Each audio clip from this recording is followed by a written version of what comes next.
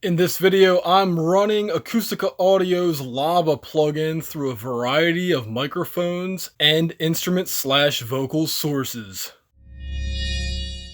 Okay, I just spent the last about 16 minutes going through every single microphone while the track played. I showed you guys some of them. This is my list of what I consider the best microphones. Now again, this is with this specific acoustic guitar recording. It may be different for others, but I also felt like these other microphones were pretty darn good, and I thought that the dynamic microphones gave for an interesting tonal shape. Now, what I did, if you take a look, I actually had my volume up higher than it normally would be because I really want to hear every detail out of this plugin. I should also note that unlike other videos about Lava, since those videos were released, an auto gain function was added to the plugin, which you can find right here that I'm clicking on and off. And that allows you to flip through these different microphones without the volume being too drastic. And what I did while going through these microphones, I tried to not look at the brand name, which is actually impossible to do. Maybe they could add that feature in there, a blind microphone, you know, like put like a question mark and a shadow over top of this and a question mark right here so that we can just flip through these, and maybe a randomizer button, you know, just something. But I like going through and, you know, whatever I land on, if I like that better, then if you click a button, it reveals what the actual name of the microphone and brand is, instead of me saying, oh, well, the Neumann's better. It's like, no, I didn't like that. All right, so I went through every single one of these tracks here, and it took a while. Like I said, not having the arrows slows down the workflow. So I'm going to just do a little before and after. And before I forget, I want to show everybody what microphones you can use for this system. So I'll go through this list because this list is actually bigger than the destination list. And I actually just added another one today when I'm recording this, the Neumann TLM 103, I believe. But yeah, if you are looking on screen right now, you can see all the different source microphones that you can choose from to get this system to work.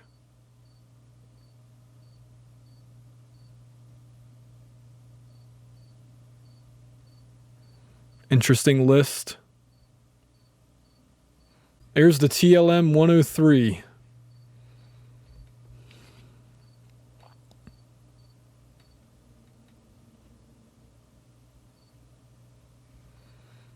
And I did email them, or actually I used their contact form to tell them, hey, I have a bunch of microphones that you guys are more than welcome to model if you like them.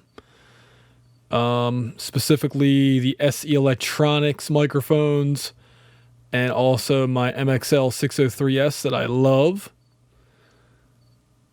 And that's about it. Oh yeah, also IK Multimedia's MEMS microphone along with the SonarWorks measurement microphones. And anyway, let's move on and start playing before and after, and I will show you with each one of these the microphone that I changed it to virtually. Ready? Let's go.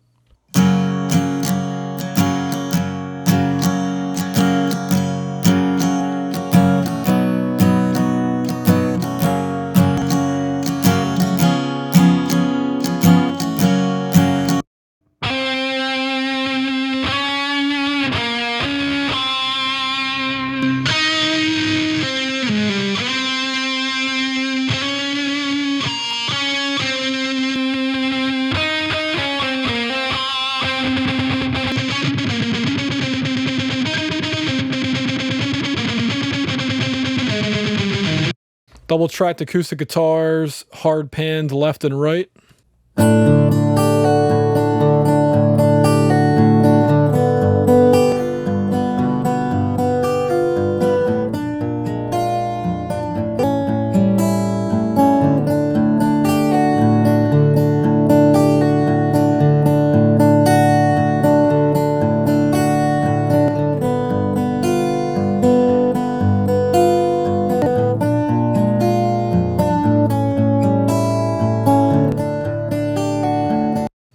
that's cool.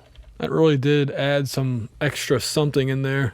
So coming up, this may be actually my favorite usage for this plugin, which is on tom drum microphones. Now, I believe I had a Shure SM58 on the tom drum, and this was my favorite microphone, and I mean, the difference is just significant.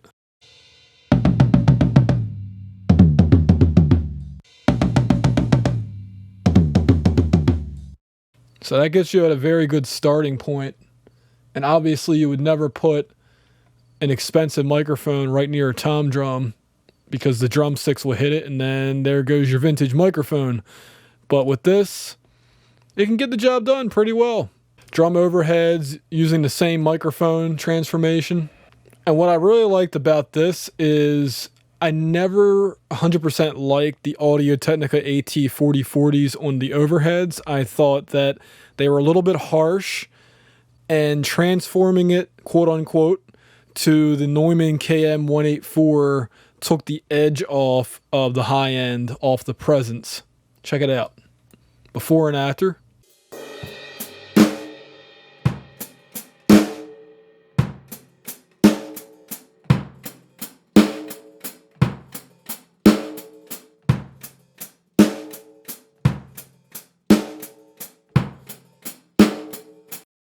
And for some reason, it almost makes it sound like you're more in the room with the drums. I don't know why that is. Maybe it's an optical illusion or a auditory illusion, audible illusion. Either way.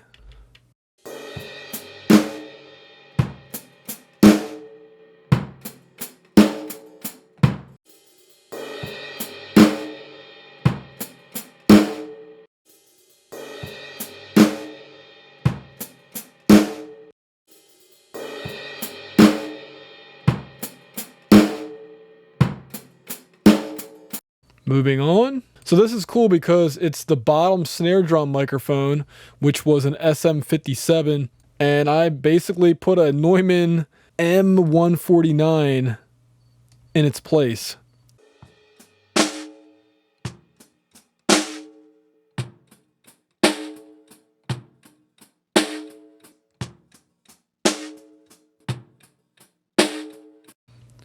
It went from harsh to not so harsh. It really did change the way that this sounded. And on transients, I think is where we really get to hear this plugin shine, because it's something that it's doing that's not just an EQ curve. I don't know what it is, but yeah. Speaking of that, I wanted to change the Shure SM81 into a Shure, the precursor to the SM57.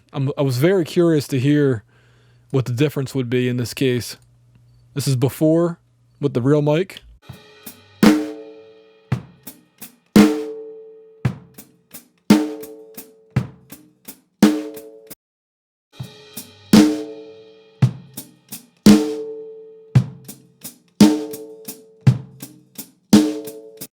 I'll say my experience with this plugin is that indeed the small diaphragm condenser microphones are the ones, and also the large diaphragm in the case of the AT4040, those translated or transformed into the other microphones a lot better than the dynamic microphones going into a condenser. While it's cool that, you know, a dynamic microphone can sound more like a condenser microphone, I think it's a much more realistic proposition to transform like for like. So the dynamic mics transformed to another dynamic mic sounded pretty good. And then, you know, the condensers, I think, actually sounded good whether they were transforming into a dynamic or a condenser. And for that matter, well, I had some vocal recordings done with an AT4040. And I'm sorry I didn't use them because I never really liked those recordings. I thought they sounded too harsh on this particular singer. But that would have saved me back in, I think I recorded those tracks in 2008 or 2009. I'll just say I've never used the AT4040 for vocal recordings again. Just my preference. But the nice thing is, if that's all you had to record with, you can use this plugin now and get some results out of it. So in this case, I recorded I think it's called a resonating guitar, or in this case, a Dobro. I know I have it labeled Dobro, but that's because that's what the musician had told me it was pronounced, but Dobro, using an actual Neumann KM184. And I'm actually going to show you what this sounds like transforming the mic. And then on top of that, I want to see how it transforms going into the one that Acustica Audio modeled. I want to hear how close it is, because Neumann is very good at matching their microphones. Like really, really good. So I want to hear if there's much of a difference. And the reason I just changed the input trim is because I was doing this wrong. I believe if your track is around -6 decibels full scale, I think you're supposed to amplify it. So for example, if my track was really low, like around -18, then you boost it 18 decibels. Anyway, let's listen to the transformation.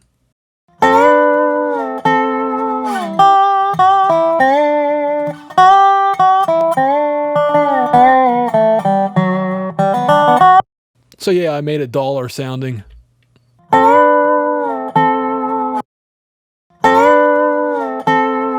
Took the edge off.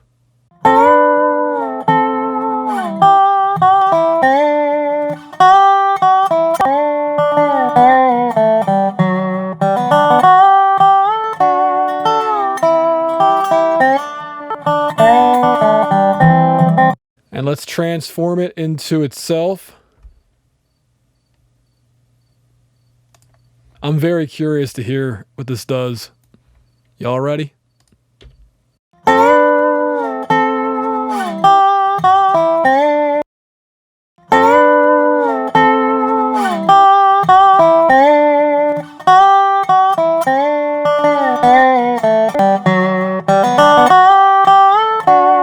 let me auto gain it. Now we'll see if it matches or not.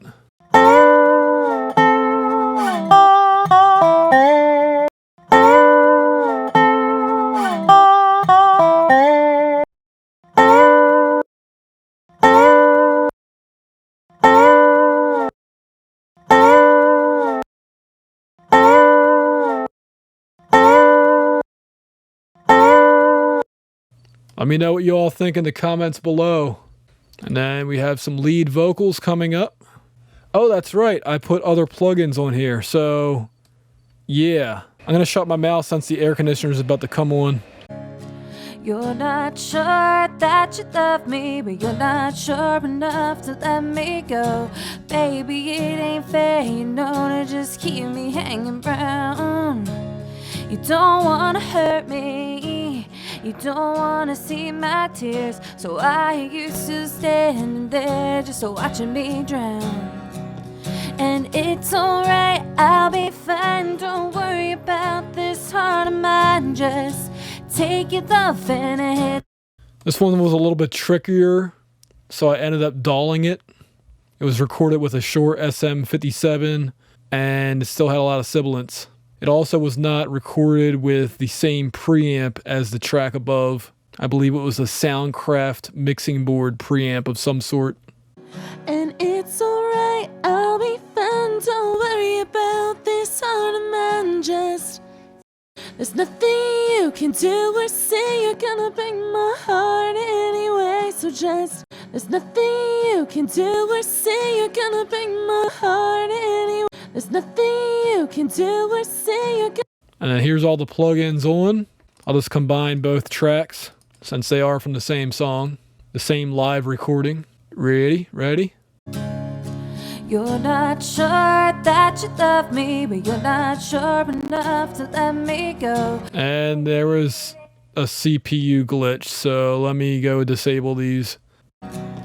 And it's alright, I'll be fine, don't worry about this heart of mine, just take your love and hit the road. There's nothing you can do. It's still giving me computer glitches. Anyway, I think you guys got the gist on that one. So for this recording, I used a Shure SM7b. Right now, for this voiceover, I'm using the SE Dynacaster. And anyway, for the Shure SM7b recording, I went with the Neumann U87A. Again, I went through every single microphone on this list to arrive at that result. It was a toss-up between the two U87s, but I liked the A better. Okay, we're going to hear if my Shure SM7b, which is connected to an SE Electronics DM1, which I personally measured, and I think it is a very clean amplifier. So because it's a clean amplifier going in, my favorite recording out of the two, honestly, is the Shure SM7b. But the 87's not too shabby either. I also thought it sounded maybe a tad bit more three-dimensional, but I really like the way my voice sounds on that microphone, on the 7B. Okay, we're going to hear if my Shure SM7B, which is connected to an SE Electronics DM1, and then I also tried more voiceovers on other microphones. SM57. I thought the KM184 sounded pretty good. I actually thought the other Neumann U87 sounded good, but for these demonstration purposes, I really wanted to show off a different virtual mic model. Okay, well, like I said, I know everyone does not have the financial means to purchase a Shure SM7B. As I've told you guys all along, my microphone collection and my gear collection is something that I've purchased through many years. I believe the first time I bought, I wouldn't consider them professional quality microphones, but XLR output microphones was in the year 2001. And yeah, so you can imagine the amount of gear that I purchased and sold over the years. I no longer have a Shure SM81. I wish I did. No longer have a, a Rode NTK. And then finally, for my last voiceover recording, I went with my favorite microphone, although I don't normally use it for desk recordings, so I believe that more of the desk and computer monitor were picked up. But this is my MXL 603S, modified by Michael Jolly to sound closer to a Neumann KM84, not to be confused with the KM184, which is a little bit brighter.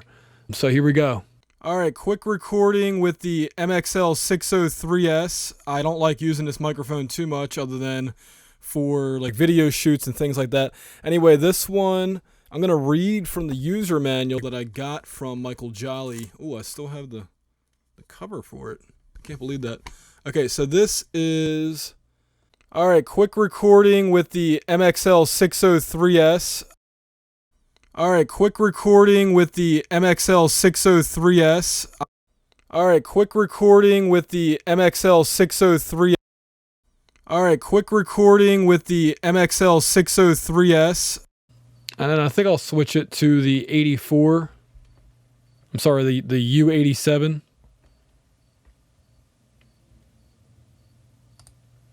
All right, quick recording with the MXL 603S. I don't like using this microphone too much. And then the AI. All right, quick recording with the MXL 603S. All right, quick recording with the MXL 603S. All right, quick recording with the MXL 603S. And then for the final recording, this is one done with a Audix i5 snare drum microphone, which went missing from Studio B. We have no idea where the heck it went. Actually, I think most of the drum microphones are now missing from Studio B, which is a darn shame. Anyway, that's a subject for another video. As the air conditioner turns back on, I'm going to yell into the microphone and say, check out the difference. Imagine recording with a $12,000 microphone next to a snare drum. Not gonna happen, but let's listen to the before and after.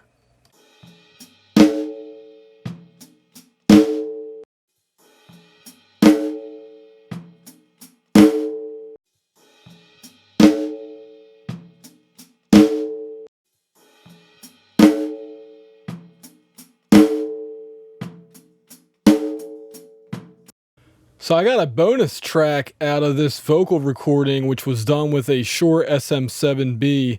Now, obviously, the microphone was not pointed at the acoustic guitar, but it was about, I would say, 2 feet away. Listen to this transformation from the original track to this one.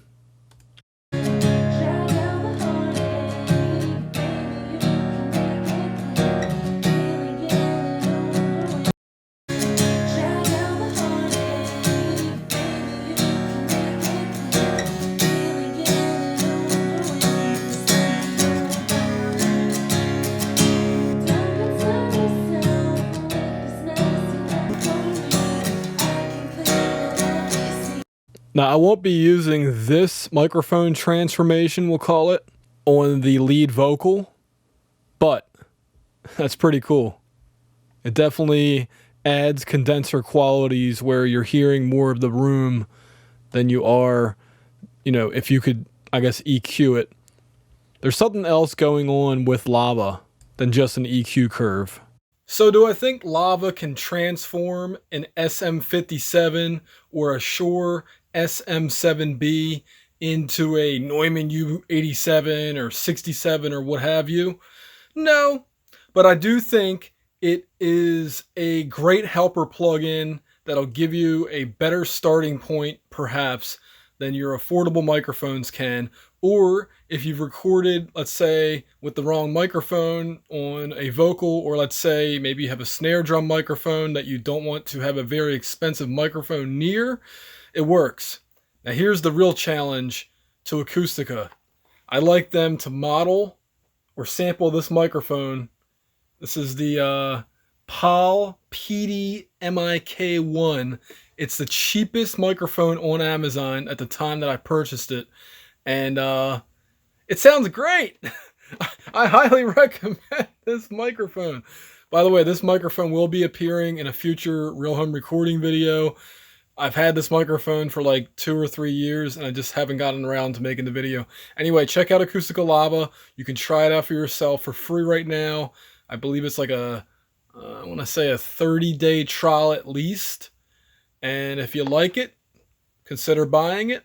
If you don't like it, you don't have to buy it. Simple as that. Me personally, I'm glad I'm a member of the Acustica Audio Street team, and I now have this tool in my toolbox when I need it. Thanks for watching this RealHomeRecording.com video. You can get monthly audio engineering news and exclusive videos by signing up for our newsletter. Don't forget to give this video a thumbs up or thumbs down and consider subscribing.